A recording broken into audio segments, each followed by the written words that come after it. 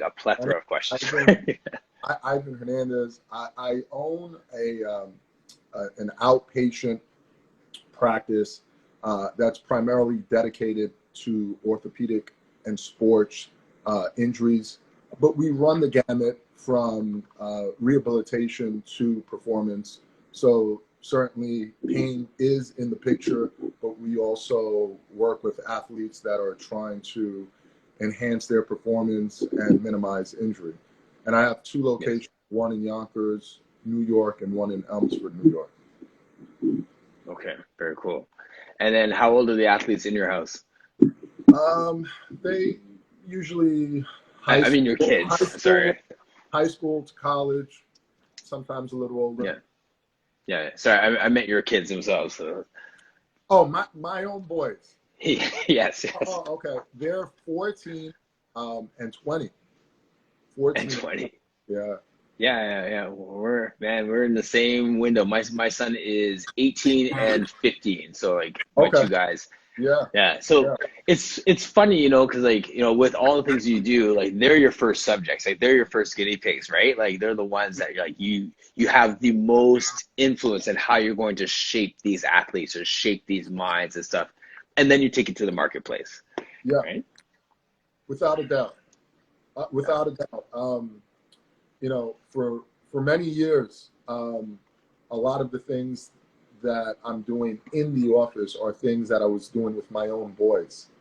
So yeah, they're very familiar with the rehab and strength conditioning circuits. They understand, I guess the primary topic of today regarding the adaptability of the human body. They realize that, you know, whatever you do, if you put in work, if you don't put in work, your body will adapt either positively or maladaptively respond to not stressing your body. Right. And I love how true that is on every plane of life, right? Like for myself, being a strength conditioning coach, Pilates instructor, also having a background in social work. I have my master's degree in counseling. So I get that we could talk about muscle adaptation, but then we're also talking about just like you've talked about in some of your posts, how we adapt to noise, how we adapt to taste, or how we adapt to stimulus and stressors and all these different things. So yeah, it's good stuff. You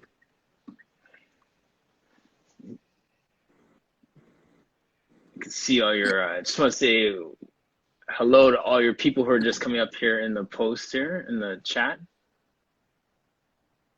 Martin Phil, awesome.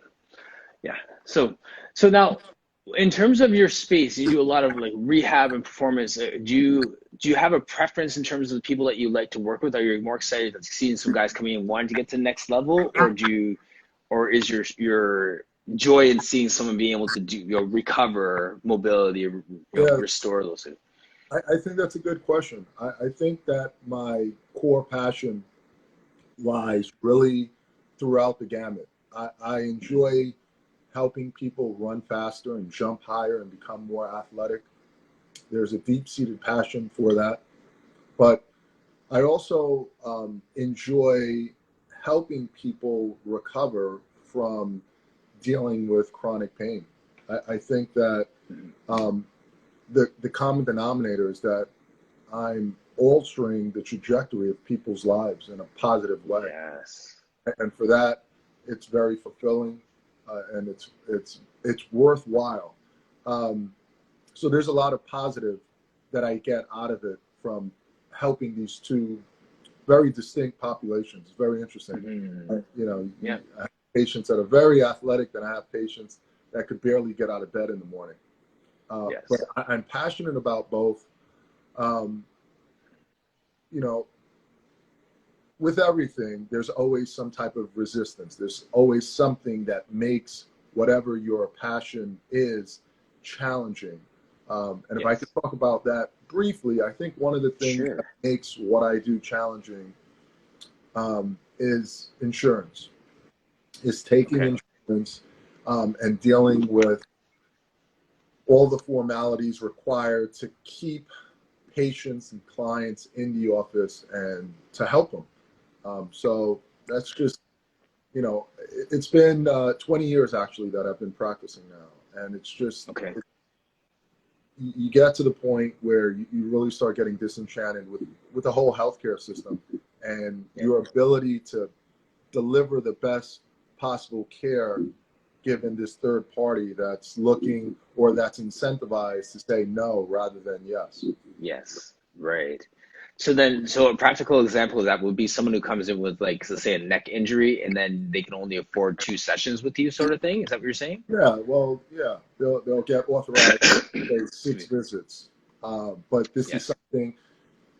this is a condition that's chronic and that requires that I essentially hold their hand along the recovery process. Um, I'm not big in over medicalization. I'm not big in maintenance care. I don't necessarily believe that, but I do think that when you're in the woods and you're facilitating someone getting out of it, that it does require at least early on um, assistance. Yes. Essentially, for pain, and the narrative that I'm constantly um, spewing is that pain is very multifactorial and complex, and that we Yes. can't simply look at the state of the tissue to determine someone's pain experience. There are a lot Yes. of things that should be taken into account: sleep hygiene, your uh, cognitive factors, depression, Hmm. anxiety, um, Yes. previous experiences, expectations, your metabolic health. So Yes. when I'm helping someone with, for example, chronic back pain, it's very interesting. In a lot of ways, yes, I'm helping them with their back, but in a lot of ways, I'm working with them as a whole globally and working Absolutely. and sifting through all of these factors that influence um, the output of their nervous system. And Yes. this is not so easy. It's not so like Hmm. it's hard to manage someone that has had 15 years of chronic neck pain and manage them in the course of 3 or 4 visits. And so Yes. that is my frustration with third-party payers is that oftentimes they don't allow me to carry that out. Hmm. So then what's the solution? Because that becomes a greater question about accessibility, right? Yeah, I have a lot of opinions. I think Yeah. that Yeah. I've gone down this rabbit hole. I think that um, the modus operandi in healthcare is such that you're incentivized to offer BS care. When you're and you see it a lot in social media, particularly. You see a lot of healthcare providers using Yes. like a very reductionist approach where I could help you if you get this better or if you get that better. And the um, the narrative is such that there's a linear relationship between one thing and the patient's pain experience, for example, and it simply doesn't So work that that way. It's very so that non-linear. so that Like, that get rich quick analogy, but yeah, with your health. like come in and go on this decompression machine and your pain will go away. And so Hmm. the frustrate or come in and get cupping and I understand that sometimes you want to, as a business owner, lure patients in, but it doesn't. Yes. But it's more than just a single modality that's going to ultimately Hmm. help people because if pain is multifactorial, it's going to require a multifactorial approach. Multifaceted response. And you Yeah, can't exactly. use a single modality. And so you see, you see it a lot where um, modalities are being promoted to um, address a particular condition.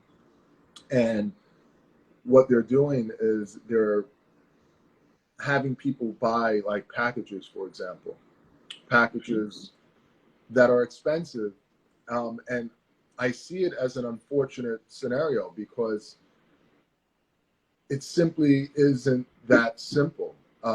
If it were, right, we wouldn't be spending $600 billion a year in this country managing chronic pain. If it were so simple, we wouldn't, over 100 million people in this country wouldn't be reporting having pain existing more than 3 months. So those are just some of the frustrations. So a lot Yeah. of my day is listening to people, establishing rapport. But a big part of it is deconstructing false narratives that reduce pain to a singular cause, like your Right. knee hurts because you have arthritis or you have bone on bone. Right. The research doesn't support those simple explanations. It's much more Interesting. complex than that. So a Right. lot of the day I'm deconstructing these false narratives, and it gets tiring. Yeah, yeah, no, I hear you. And I really appreciate that because now coming from the perspective, and a lot of the people in the room are Pilates instructors in terms of people who watch us, right? And I really speak to that community. And within Pilates, we talk a lot about it being a system, right? Like it's not like I can make you sweat just doing burpees, or I can give you education on how your body works and how it's interrelated and how we can get this whole system of your body working with this system of exercises. So I appreciate the complexity of what you're saying. Like it's not just we're not just bodybuilders here trying to get your biceps big. We're actually trying to get this connectivity within the body and this communication throughout your body. So I hear you when it comes to pain, how it's not a get rich quick kind of scenario, or just let's just fix this one isolated movement and not talk about what's happening above and below the joint and the nerves and the tendons and all these different things. So there's a complexity to what we do that I see in your post. I appreciate that you're challenging uh, that mindset. It's good Yeah, stuff. we're. I like to think of each individual person as walking ecosystems, and so we can't, as a consequence, use cookie cutter approaches to managing each person's issue.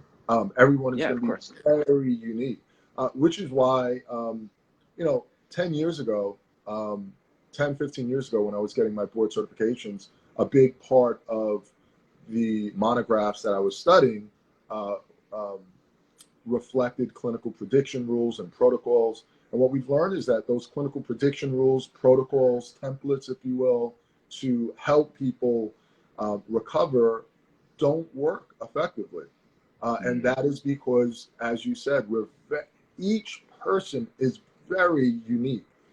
In yes. your introduction regarding um, your experience with your father, that's a very unique experience. And if you were to talk to another man, he would have a very unique experience, perhaps distinct from yours. And that's just Yes. an example of how past experiences can be all so different from one person to the next. And Yes. experiences, expectations, your socioeconomic status, your metabolic health, all of these things influence the person's pain experience. Yes. And so when you're managing someone, you have to sift. It's almost as if rehabilitationists have become, in a lot of ways, de facto mental health care providers because it Yes. requires that we sift through all of these things. If you have a Absolutely. past experience that isn't a positive one, for example, Mhm. if you had, say, chronic knee pain and your father, just for example, had chronic knee pain. He ended up getting a knee replacement and he had a very poor outcome. Then that's going to, whether you realize it or not, have an influence on how your nervous system interprets Yes. what's happening, and Right. as a consequence, influence your pain experience. So we're Yeah. kind of sifting through all of these things. And that's what makes it fun, but Mhm. challenging at the same time. Well, yeah, and what you're talking about too is when do we recognize that we're outside of the scope of our practice? That's a good question. That's a good question. You know, there. I think the simple answer is that we have to be able. Look, when people come in, uh, by default, I always assume, especially with direct access, I always assume that someone has cancer. And so Okay. when a practitioner operates, at least within uh, the area that I'm in, if you assume that everyone has cancer until proven otherwise, then your your mode of operation is such that you're ruling out.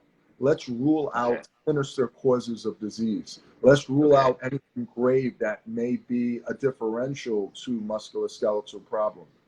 Okay. And I think once you kind of get into that mode of excluding things, that is when you have the ability to say, well, wait a minute, this person has no mechanism of injury. He has unremitting pain and lost 10 pounds in the last month.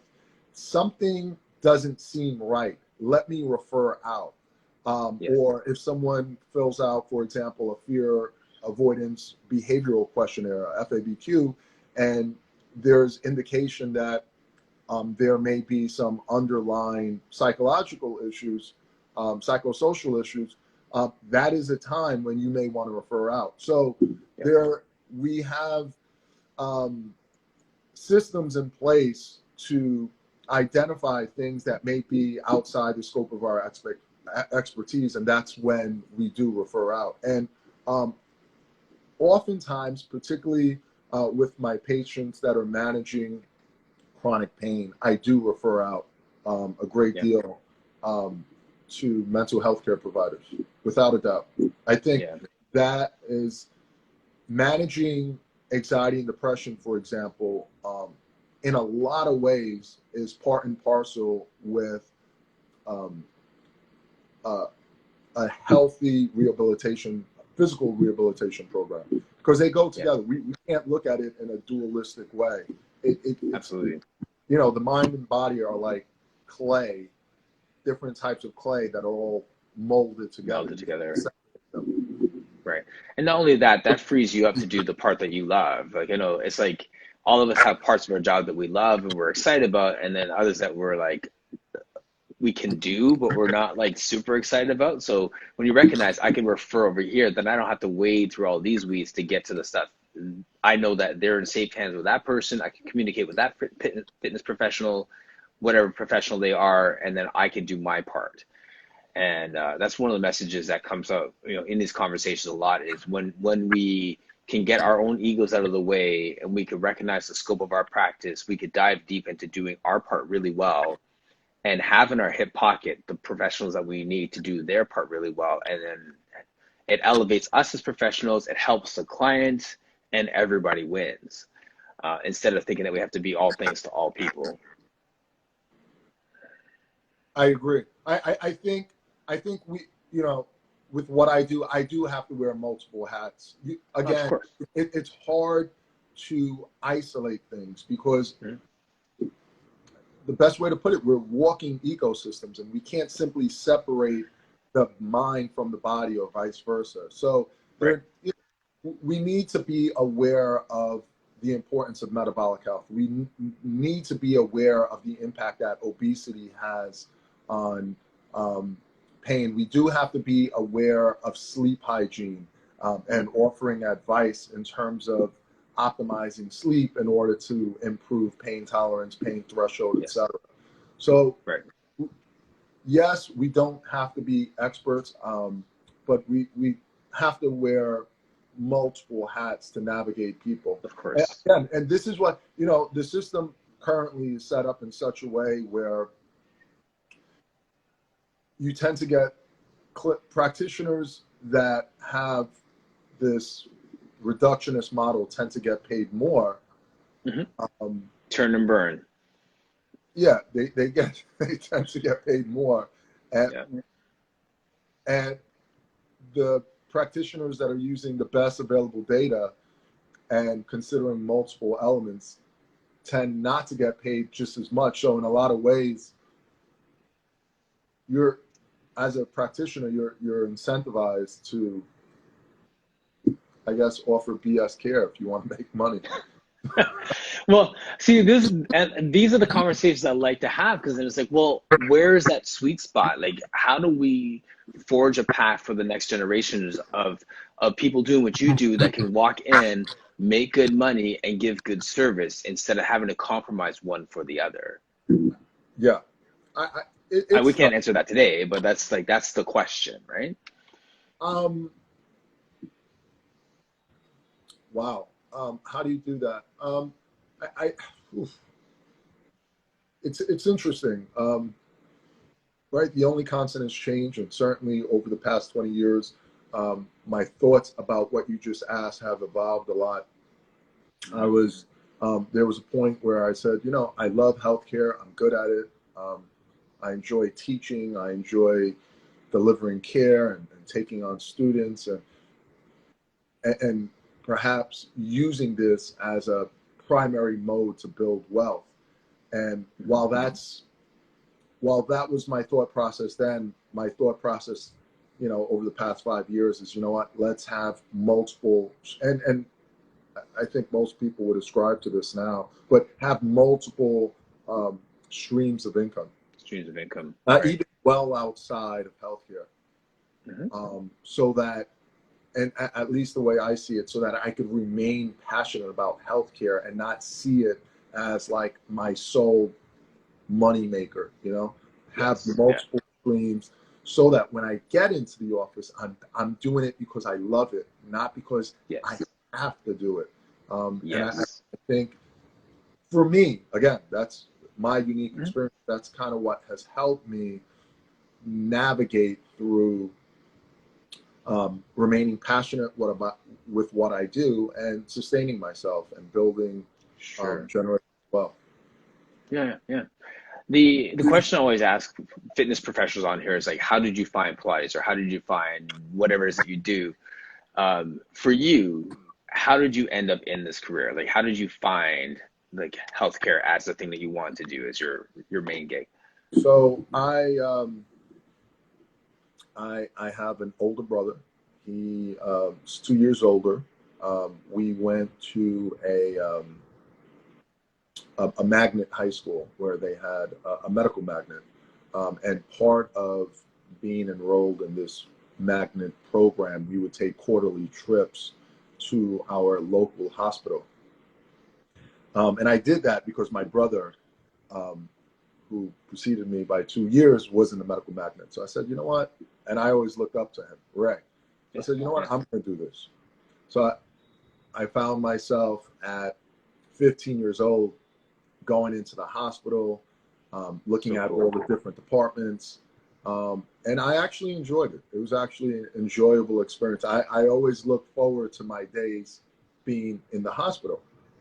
And again, this was when I was early in high school, and we would visit all the different departments. And I distinctly remember a gentleman by the name of Ron Lynch, who was the director of the rehabilitation department at St. Joseph's Medical Center in Yonkers, New York. And he delivered like this powerful monologue of how rehab is a very fulfilling profession, because you're helping people live the lives that they want to, and it's very rewarding, and you don't have to be on call. How it integrated science with body and movement, and there's practical applications to science. Check. So I was like, wow, this is pretty cool. And so I think I wanted to get into rehab as early as 15 years old, as early as 15. And so when I went to college, I studied health science. I took my prerequisites to get into PT school. And then I went to NYU's first class, their inaugural DPT program, which I finished back in 2001. And so that's the history of me getting into this field. And 20 years later, here I am now, um, Yeah. finding myself still passionate. I enjoy taking students in my office. I taught for 14 years, so Okay. that academic piece is very strong. I enjoy doing all those Yes. things. But I feel like I'm at a point now where I'm slowly pulling back. I'm slowly pulling back, and because I want to stay passionate. You know, for many years Pulling I worked so 5 days pulling a week. back from the front line, pulling back, or Yeah, pulling back from the I'm working industry. 3 days a week now. I'm working three Okay. days a week. You know, I may this summer I may consider 2, 3 days a week, just so that I could do other things. You know, I Yeah. feel like I've done a lot of time. I've put in my time. I'm still involved, even if I'm not in the trenches, if you will. I'm doing other Yes. things to help people and help others help people. Yeah. So in that regard, I am still involved, but just not banging out patients, if you will, every Sure. day from morning to Right. evening. Yeah. Well, I mean, that's true leadership is when you can duplicate yourself, Yeah, big time, big time, right? big time. Yeah, no, that's good. And yeah, and having energy for the front lines, but just understanding what that next step is. But when you said at 15, like I think of my 15-year-old and dude, he has no clue what he's doing for the rest of his life. You know what I mean? So those experiences are great. So I love what you're saying about that monologue and just remember the guy's name and just that experience of that. We say things sometimes and it seems insignificant to us, but it's so significant to other people. So those are powerful moments. So I love that you brought that up and how that impacted you. Yeah, very cool. Um, yeah, yeah. I think that one of the things that I've learned, particularly in recent years, and it's directly related to what I do, is that language is critically important. The words that we use, the Yes. inflection that we use them, can all influence how people think. If I may relate it back to pain, um, language can either facilitate or impede someone's progress. Um, we all know what a placebo is. And earlier when I was talking about deconstructing false narratives, one of the things that I'm constantly challenging patients with, and this happens over the course of time, is I'm challenging the very opposite of what a placebo is, which are nocebos. And it's negative Okay. language that are used by other healthcare professionals that Yes. that affect the way they perceive the meaning of their own pain. For example, you have Okay. bone on bone or you have arthritis, and so Yes. they start Yes. perseverating out these very things. And I got to tell you, if I can be frank, that's all bullshit because it's not as simple as that. Like if you Yes. were to scan, 100,000 people that are without any pain, right, asymptomatic, a large portion of them are going to have meniscal tears, articular defects, Yes. herniated disc, patella tendinopathy, Right. all of these things without having any pain. So, Interesting. but the Yes. reason why I'm mentioning this is because language, the way we use words, particularly with patients and even with our family and friends and children, is Yes. so critically important. And so, yes, I've become more aware of the power that words have, both in good ways and bad ways, and realizing, at least in a clinical sense, the profound nature of nocivic language versus Hmm. placivic language. Love that. Love that. Um, your post this was it either yesterday or this morning about things that you're grateful for. Yes. Love that. And can you just rehash that? I have the three here, like the fact that we're able to just simply wake up. Like that's a mindset shift of being grateful for oxygen, for the fact that we are here, for your family, for your parents being alive, for your kids, like just for loved ones being surrounding us. And the third one was the ability to help. Can you just unpack those? I mean, they resonate with me, but can you just unpack that a little bit more for us? Um, yeah, absolutely. I think that it's very interesting. Over this past year during COVID, I found myself um, starting a podcast with a fellow friend. And Cool. um, one of the things that we had said, we came across a meme that said, "Why do men start podcasts instead of going to therapy?" And I found that funny because for me, the podcast was very cathartic. It was very So cathartic, therapeutic. right?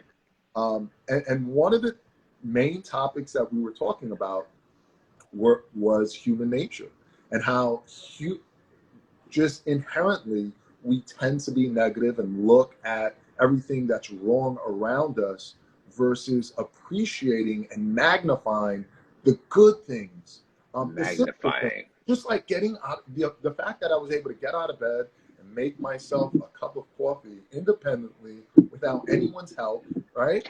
That Right. and in science we talk about that all the time. We talk about Yes. self-efficacy is a very robust correlate to outcome. If you Absolutely. feel confident and have Competent. the wherewithal to Yes. carry out a particular task, that helps you carry out that task. Um, Yes.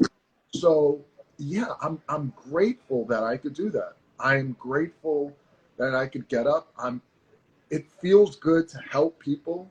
I try, and I don't talk about this much, but I try every day to make at least one person smile. Yes. And it could be Yes. anything from holding a door to Right. offering a compliment to saying a corny dad joke. Right. Yes. But just, Concur. I just want to make one person smile. Um, Yes.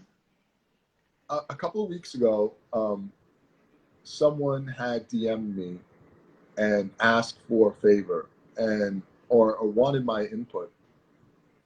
And I offered her my input, and she was so sweet. She wanted to compensate me in some way. She wanted. I said, no, please. It was my pleasure. What you could do is pass it along, and Yes. and that's kind of like that's me. That's Ivan's Mhm. vibe. Like, leave an imprint, leave a legacy whereby you're Yes. positive by the world. Make someone smile today. Do Yes. something, pass it forward. Hmm. And so when I was talking about things that I'm grateful for, yeah, certainly being able to independently do things, but also doing things for others in and of itself helps to elicit happiness.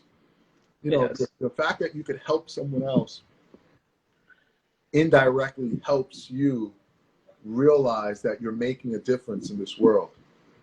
Yes. So that's where I was going along, and then that second thing, I especially during Mother's Day and Father's Day, especially if you at least my particular feed, you see people talking about how they miss their parents, they wish Hmm. they were there, and so in my unique experience, it doesn't relate to everyone, but I am fortunate enough that I could speak to my father on a regular basis and my mother on a regular basis and my kids. Yes.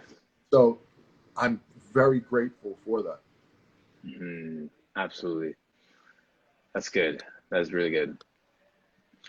That power to help is one of the things that made me, it gave me pause because I know that I love my clients. I love helping. I love encouraging those different things. But stopping to be grateful for the power to be able to do that for other people and how that makes me feel is something I never really had actually given pause to be grateful for. Doesn't that sound weird? Like I do it, I'm very intentional in doing it, but not stopping to be grateful for the fact that I have the ability to do that. You know what I mean?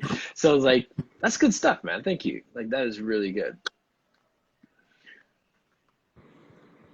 And just reading the comments here, especially during these harsh circumstances. Yeah, exactly. I think that during these times as well, especially now, to be that much more intentional with those moments of making people smile and pausing to be grateful for those things, which, like, it's one thing to say I'm grateful for a roof over my head or food, but like you made us think about different things that we could be grateful for. Ooh, that just dropped off altogether.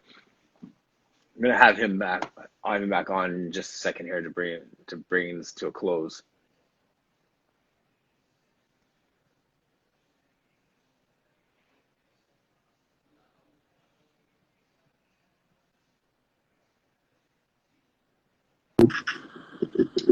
There you are. Sorry Sorry about about that. No, it's the feed's been pretty weak on this side all day, so I wasn't sure if that was me or not. But but do you have any online classes, workshops, workouts, like things that you have going on right now that we can support? that. I have a couple of things. So Oh, in 2017, I yes. published my first book. It's called Courage to Continue. Yes, I totally forgot to talk about your book the whole time. No, I mean it's to all get to good. that. It's all Yes. good. It's all good. But I published my first book. It's called Courage to Continue, and it chronicles my recent life, my adult life, but it also offers 5 pillars of wellness that one could utilize to overcome hardship. Yes. So I still believe in that. I stand by everything that I wrote in that book. Now approaching 5 years. So you can get that at Amazon or Barnes and Noble. Again, it's called Courage to Continue: I'm Steps gonna for put it in the comment section here, Life Adversities. and the links in your bio too. Yeah, I believe there's a link up in my bio. Um, and I also outside of that, again, I'm very passionate about helping people recover or live with, not always recover, but sometimes live with chronic pain. I do offer, I sell a medical grade magnesium sulfate balm. It's called Magnificent.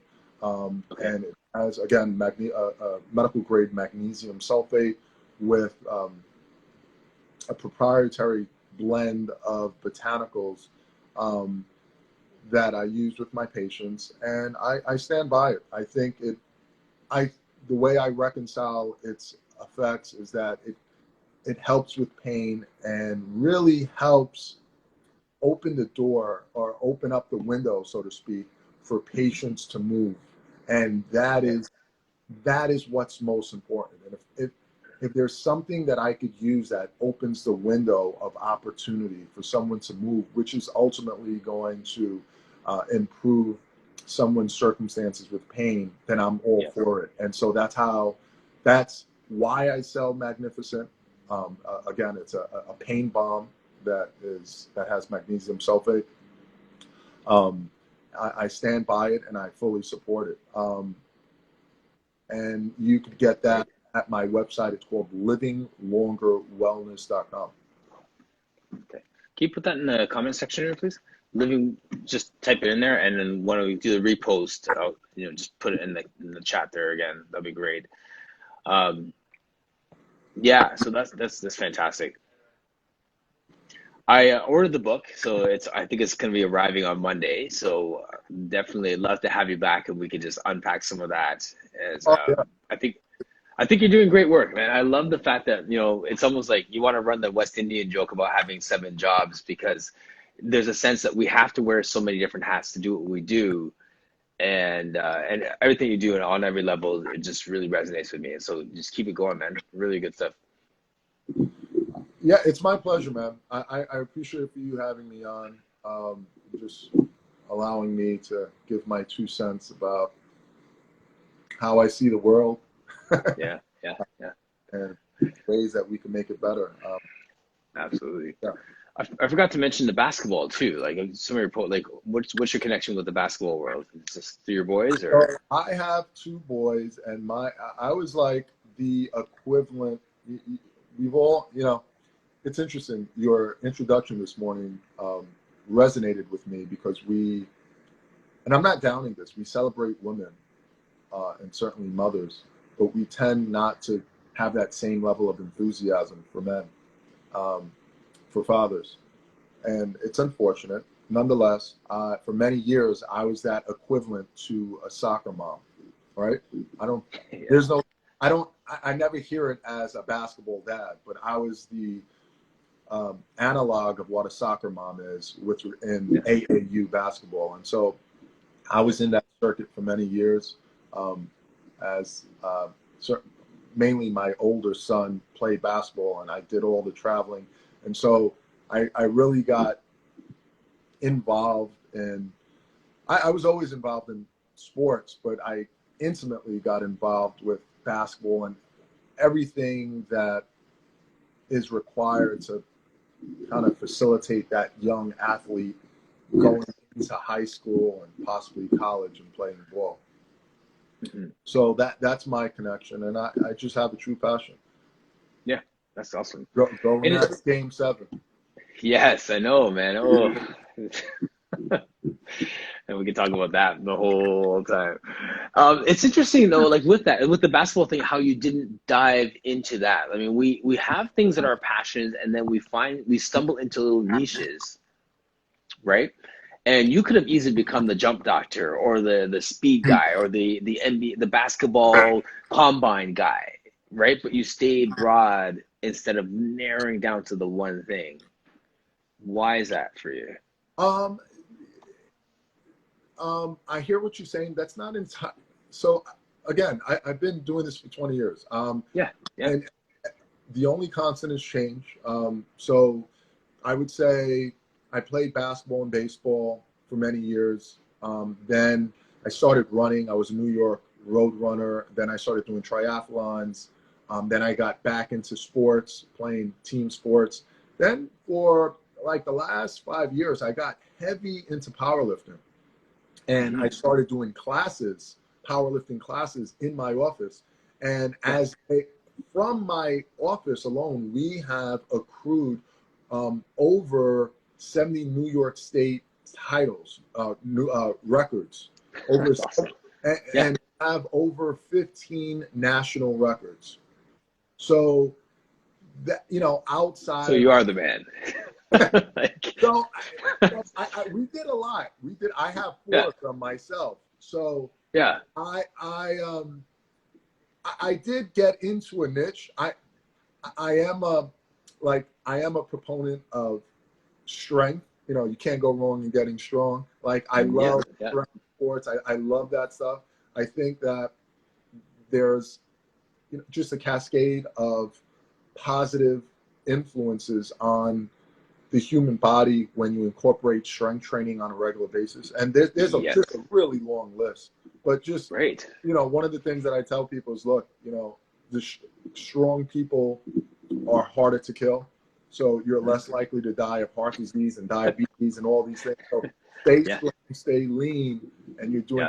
And so without a doubt, I have a bias, but over the year, and so that's become my niche. And although I'm still pushing that narrative that strength is critically important, what's even more important, and I never thought I'd say this, is that movement of any kind that's meaningful to the person is what's critically important, which that is what reigns supreme. So if you like yoga, do yoga. If you like Pilates, do Pilates. If you like gardening, if you like dancing salsa, whatever it is that is meaningful to you that you're likely to be adherent to, right? If you like dancing paramount and you hate barbells, then you know what? Do that. That being said, I still very slowly try to inject some level of training, of course, because we need, sarcopenia, dynapenia, and its association with mortality and morbidity. Yes. I say, look, do what you love, do what you're passionate about, and sprinkle in the other stuff. Make them into some level of strength training. Thank you. Thank you. That I changed the title on my business card from strength conditioning coach to Pilates coach, and I dropped all this stuff and I put movement specialist. because that's exactly it. So, and for all the Pilates instructors out there, I always say, have a lot of tools in your toolbox. Take a strength lifting course, take a kettlebell course, take a whatever it is, so you can get people moving whatever way works for them. But you never know what's going to resonate with them. And then we're always getting people stronger, and you have all these tools in your toolbox. So, amen. Yeah, yeah, yeah. Just getting people to move. I think that's Yep. yeah. Yep. I read a stat: 70% of people aren't getting the weekly recommended dose of exercise, and in this country. Yep. So we're becoming, you know, when you start looking. I know you want to close, but I think No, man. So, statistics, sometimes statistics makes what you do more meaningful. But when you look at like obesity, how it continues to climb, like we're slowly approaching like 75% of the country is overweight. When you start looking at diabetes and pre-diabetes, when you start looking at how much exercise people are engaging in across the country, you start realizing that we are getting bigger, weaker, sicker, and chronic pain is on the climb. So yes. the things that we're doing, influencing lifestyle and getting people to move in any way that's meaningful to them, is so critically important if Absolutely. we are going to address the epidemiology of obesity, of diabetes, Yes. of chronic pain, etc. We got to get people to move. And so salute to you for getting people to move in ways that you're passionate about and having multiple tools to Thank offer you. them variety in moving. Yes. Thank you. We can close on this comment here. One of our guests said once that exercise is the rehearsal for life. Try different things to prepare you for anything. Good stuff. Good stuff. Dr. Ivan Hernandez, thank you so much, man. I'm looking forward to continue to connect with you, and we're partners in just getting this world moving in many, many ways. So I'm excited that we've had a chance to chat. I'm looking forward to reading your book and cheering you on, man. You're doing amazing work. Thank you. Thank you. Thank you. It was Yes. a pleasure once again. Thank you. Yes. All right, I'm signing you off. Appreciate it. Bye bye.